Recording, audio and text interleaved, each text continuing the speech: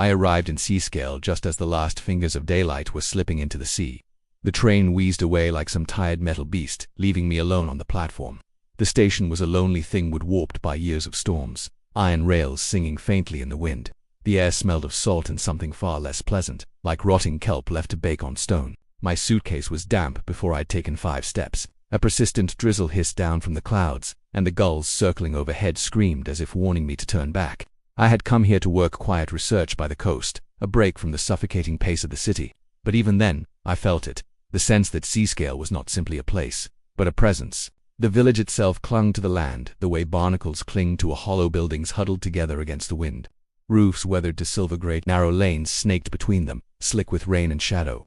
The few locals I passed didn't meet my gaze. Their faces were pale, their eyes oddly reflective, like deep water. The hotel, if you could call it that, stood on a rise overlooking the sea. Its facade had once been grand, but the years had chewed it down to a sad skeleton, paint peeling, shutters hanging like broken wings. The sign above the door swung on rusted chains, squealing softly whenever the wind picked up.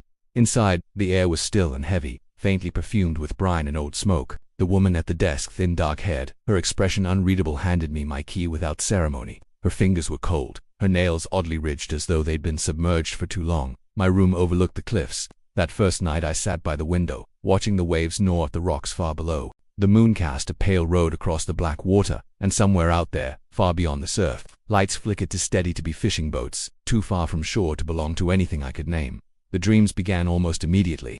At first, they were vague, salt in my mouth, the sensation of sinking through cold darkness, a shadow moving above me like the belly of some vast creature. Then came the voice.